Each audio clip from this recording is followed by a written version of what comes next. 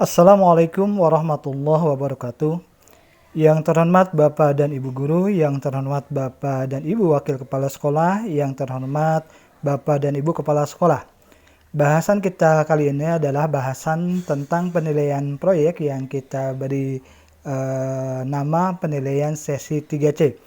Penilaian sesi 3C ini nanti akan dibagi-bagi menjadi sesi 3C untuk contoh jenjang pendidikan SD, sesi 3C untuk contoh penilaian jenjang pendidikan SMP, sesi 3C untuk contoh penilaian untuk jenjang SMA, dan sesi 3C untuk contoh penilaian jenjang SMK. Bapak dan Ibu, semoga apa yang akan disampaikan ini memberikan inspirasi pada Bapak dan Ibu untuk melakukan proses penilaian di satuan pendidikan masing-masing, penilaian untuk para didiknya menjadi lebih baik. Bapak dan Ibu, berikut adalah bahasan penilaian proyek sesi 3C dengan contoh penilaian pada jenjang SMK. Penilaian proyek merupakan kegiatan penilaian terhadap suatu tugas meliputi kegiatan perancangan, pelaksanaan, dan pelaporan yang harus diselesaikan dalam periode atau waktu tertentu. Tugas tersebut berupa suatu investigasi mulai dari perencanaan, pengumpulan data, pengorganisasian, pengolahan, dan penyajian data. Periode waktu untuk penyelesaiannya tergantung kompleksitas tugas, misalnya dalam 1 minggu, 2 minggu, 1 bulan, atau 1 semester. Penilaian proyek dapat digunakan untuk mengetahui pemahaman, kemampuan mengaplikasikan, inovasi dan kreativitas, kemampuan penyelidikan, dan kemampuan peserta didik menginformasikan mata pelajaran tertentu secara jelas. Penilaian proyek dapat dilakukan dalam 1 atau lebih KD atau kompetensi dasar, 1 mata pelajaran, beberapa mata pelajaran serumpun, atau lintas mata pelajaran yang bukan serumpun. Penilaian proyek dapat memberikan informasi tentang kemampuan peserta didik dalam memahami, mengaplikasikan, dan menyampaikan informasi tentang materi tertentu pada 1 atau lebih mata pelajaran yang terkait sesuai dengan kompetensi yang ingin dicapai pada penugasan yang diberikan. Pada pembelajaran di kelas, pendidik mungkin menekankan penilaian proyek pada prosesnya dan menggunakan sebagai sarana untuk mengembangkan dan memonitor keterampilan peserta didik dalam merencanakan, menyelidiki, dan menganalisis proyek. Peserta didik dapat menunjukkan pengalaman dan pengetahuan tentang sesuatu topik, memformulasikan pertanyaan, dan menyelidiki topik tersebut melalui bacaan dan wawancara. Kegiatan ini dapat digunakan untuk menilai kemampuan peserta didik secara individual atau kelompok. Pendidik juga dapat menggunakan produk akhir dari suatu proyek dalam bentuk presentasi untuk menilai kemampuan peserta didik dalam mengomunikasikan temuan-temuannya dan dalam bentuk laporan. Apabila proyek digunakan pada penilaian sumatif, fokus biasanya terletak pada produknya. Aspek yang dinilai dalam penilaian proyek ditulis dalam rubrik penilaian. Rubrik penilaian berisi kriteria-kriteria berkaitan dengan tahapan-tahapan sebuah proyek. Tahapan-tahapan tersebut diurutkan lengkap, jelas, mudah diamati, dan dapat diukur.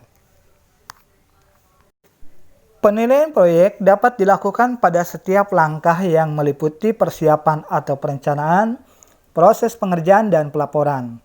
Hasil belajar yang dapat dinilai pada tahap-tahap tersebut antara lain.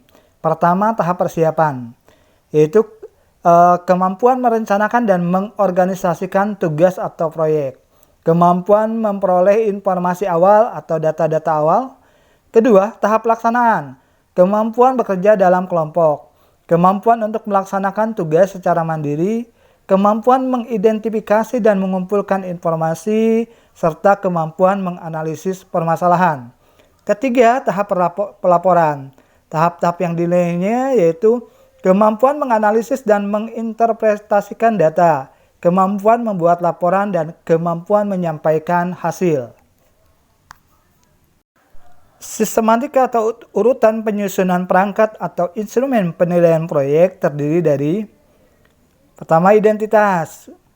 Berisi nama mata pelajaran, kelas, kurikulum, kompetensi dasar, materi, dan indikator. Kedua, penugasan atau perintahnya. Yang ketiga, rubrik penilaian. Berikut ini contoh penilaian pada jenjang SMK.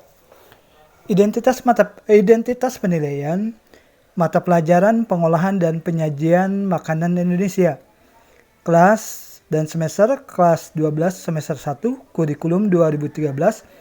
Kompetensi dasarnya 4.1, membuat dan menyajikan hidangan lauk pauk masakan Indonesia dari daging. Materinya masakan Indonesia, indikator soalnya, peserta didik dapat 1. Membuat hidangan Indonesia, 2. Menyajikan hidangan Indonesia khas daerah dengan gaya modern atau fine dining. Ketiga, mempresentasikan hasil masakannya dalam bahasa Indonesia dan bahasa asing. Penugasan proyeknya atau tugas proyeknya, buatlah kreasi hidangan utama masakan Minang dengan konsep fine dining dengan memperhatikan hal-hal berikut. 1. Pilihlah hidangan utama masakan Minang yang telah diketahui dengan luas. 2. Kreasikan resep dan cara pembuatannya dengan baik. 3. Pastikan bahan-bahan dalam kondisi baik, tidak busuk. 4. Sajikan dengan presentasi yang baik. 5. Laporkan dalam bentuk tertulis dengan dilengkapi foto hidangan. 6. Sampaikan sajian kepada guru atau penilai citra rasa untuk dinilai bersama dengan penyerahan laporan. 7. Penyampaian hidangan yang menggunakan bahasa Inggris akan mendapatkan nilai maksimal. 8. Sebaiknya hidangan dibuat tidak lama sebelum dilaporkan untuk menjaga kesegaran hidangan. 9. Laporan dan hidangan disampaikan kepada guru paling lambat 2 minggu. Rubrik penilaiannya, format rubrik penilaiannya ada 4 kolom. Yang pertama kolom nomor, yang kedua kolom komponen dan subkomponen. Kolom ketiga indikator atau kriteria unjuk kerja.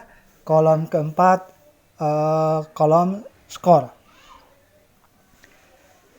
Nomor pertama, komponen persiapan dengan subkomponen pemilihan hidangan.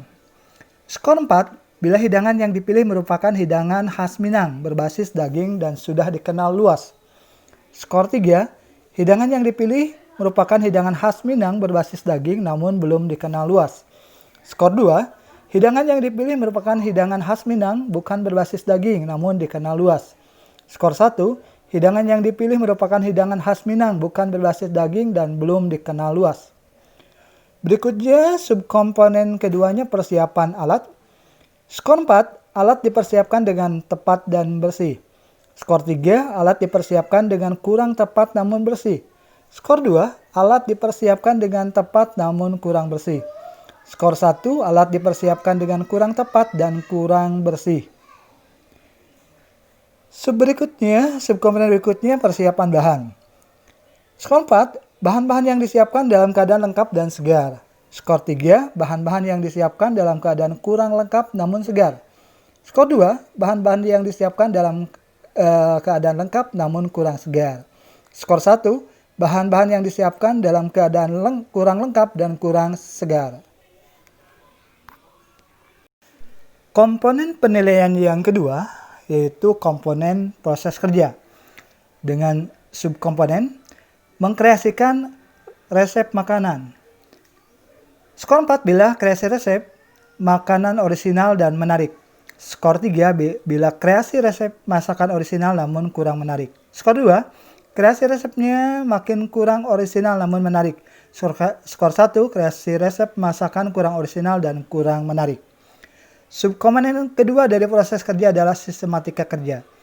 Skor 4, bila sistematika kerja dalam memasak dan menyajikan hidangan efektif dan efisien. Skor 3, apabila sistematika kerja dalam memasak dan menyajikan hidangan efektif namun kurang efisien. Skor 2, bila sistematika kerja dalam memasak dan menyajikan hidangan kurang efektif namun efisien. Skor 1, sistematika kerja dalam memasak dan menyajikan hidangan kurang efektif dan kurang efisien. Komponen ketiganya yaitu hasil cita rasa, yaitu hasil. Dengan subkomponennya yang pertama cita rasa. Skor 4, cita rasa yang enak dan sesuai selera lebih dari 2 orang penguji. Skor 3, cita rasa yang enak dan sesuai selera 2 orang penguji. Skor 2, cita rasa yang enak dan sesuai selera 1 orang penguji. Skor 1, cita rasa kurang enak. Subkomponen yang kedua dari hasil yaitu subkomponen penampilan. Skor 4, presentasi hidangan yang menarik dan kreatif. Skor 3, presentasi hidangan yang menarik namun kurang kreatif. Skor 2, presentasi hidangan yang kurang menarik dan kurang kreatif. Skor 1, presentasi hidangan ala kadarnya. Subkomponen ketiganya yaitu pelaporan. Skor 4, bila laporan rapi dan menarik, dilengkapi cover dan foto atau gambar. Skor 3, laporan rapi tetapi kurang menarik, dilengkapi cover atau foto atau gambar. Skor 2, laporan dilengkapi cover atau foto gambar tetapi kurang rapi atau kurang menarik. Skor 1, laporan kurang rapi dan kurang menarik, tidak dilengkapi cover dan foto atau gambar. Komponen yang keempat yaitu sikap kerja. Dengan subkomponennya, sikap kerja saat presentasi hidangan. Skor 4, menjelaskan hidangan dengan menggunakan bahasa Inggris dengan penyampaian yang baik dan berpenampilan rapi. Skor 3, menjelaskan hidangan dengan menggunakan bahasa Indonesia dengan penyampaian yang baik dan berpenampilan menarik. Skor 2, menjelaskan hidangan dengan menggunakan bahasa Indonesia dengan penyampaian yang kurang baik namun berpenampilan rapi. Skor 1, menjelaskan hidangan dengan menggunakan bahasa Indonesia dengan penyampaian yang kurang baik dan kurang berpenampilan rapi. Komponen yang kelima yaitu komponen ketepatan waktu penyampaian laporan. Skor 4, bila penyampaian laporan kurang dari 1 minggu. Skor 3, bila penyampaian laporan antara 1 sampai 2 minggu. Skor 2, bila penyampaian laporan antara 2 sampai 3 minggu. Skor 1, bila penyampaian laporan lebih dari 3 minggu. Bapak dan Ibu, format di atas bisa disesuaikan dengan karakteristik masing-masing kompetensi dasar. Perhitungan hasil dari penilaian di atas sebagai berikut. Dibuat format yang berisi 7 kolom. Kolom pertama tentang skor, kemudian yang kedua tentang komponennya, yaitu mulai dari komponen persiapan, proses, hasil, sikap, waktu, dan total. Kemudian pada komponen skor, di situ ada skor perolehan, kemudian yang kedua skor maksimal, kemudian bobot.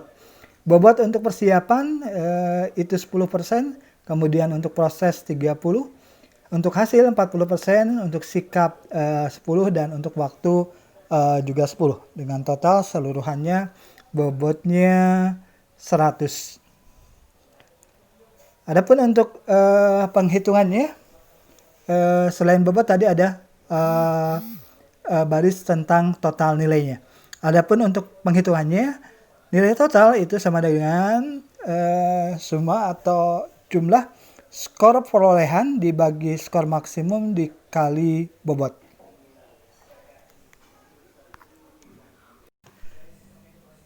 Penilaian proyek pada pembelajaran tatap muka di satuan pendidikan, belajar dari rumah dengan pola daring atau kombinasi daring dan luring, kemudian belajar dari rumah dengan pola luring menggunakan buku, modul, bahan tertulis lainnya atau pemanfaatan lingkungan sekitar, diantaranya sebagai berikut. Pada penilaian proyek pada pembelajaran tatap muka di satuan pendidikan, penilaian proyek dilakukan secara langsung terhadap suatu tugas meliputi kegiatan perancangan, pelaksanaan, dan pelaporan yang telah diselesaikan peserta didik dalam periode atau waktu tertentu. Sedangkan untuk penilaian proyek pada belajar dari rumah dengan pola daring atau kombinasi daring dan luring, penilaian proyek dilakukan terhadap suatu tugas meliputi kegiatan perancangan, pelaksanaan, dan pelaporan yang telah diselesaikan peserta didik dalam periode atau waktu tertentu. Penilaian dilakukan secara daring menggunakan LMS yang disediakan guru atau satuan pendidikan, atau berdasarkan dokumen atau hasil proyek yang diserahkan oleh peserta didik dikirimkan ke satuan pendidikan. Penilaian proyek pada pembelajaran luring menggunakan buku, modul, bahan tertulis lainnya, TV, radio, atau lingkungan sekitar. Penilaian proyek dilakukan terhadap suatu tugas meliputi kegiatan perancangan, pelaksanaan, dan pelaporan yang telah diselesaikan peserta didik dalam periode waktu tertentu. Penilaian dilakukan terhadap dokumen perencanaan, pelaksanaan, dan pelaporan yang telah diserahkan peserta didik kepada guru atau satuan pendidikan secara langsung atau menggunakan jasa kurir. Bapak dan Ibu, sumber bahasan kita tentang penilaian proyek dengan contoh penilaian pada jenjang SMK ini yaitu hasil belajar pada sekolah menengah kejuruan, yaitu buku panduan penilaian hasil belajar pada sekolah menengah kejuruan yang diterbitkan oleh Direktorat Pembinaan SMK Dirjen Dikdasmen Kemdikbud tahun 2017. Kemudian panduan penilaian kinerja atau performance assessment yang dikeluarkan oleh Tim Pusat Penilaian Pendidikan, Pusat Penilaian Pendidikan Badan Penelitian dan Pengembangan Kementerian Pendidikan dan Kebudayaan tahun 2019. Kemudian panduan penilaian oleh pendidik dan satuan pendidikan sekolah menengah atas yang dikeluarkan oleh Direktorat PSMA, Direktorat Pendidikan Sekolah Menengah Atas, Dirjen Dikdasmen Kemdikbud tahun 2017. Kemudian penilaian portofolio yang dikeluarkan oleh Tim Pusat Penilaian Pendidikan Balitbang Kemdikbud tahun 2019 dan referensi penilaian pembelajaran lainnya. Bapak dan Ibu yang terhormat, semoga bahasan tentang penilaian proyek dengan contoh penilaian pada jenjang SMK ini bisa menginspirasi Bapak dan Ibu untuk menyusun atau membuat penilaian proyek ini dengan lebih baik. Terima kasih Bapak dan Ibu atas perhatiannya. Mohon maaf bila ada salah dan keliru. Billahi taufiq wal hidayah. Wassalamualaikum warahmatullahi wabarakatuh.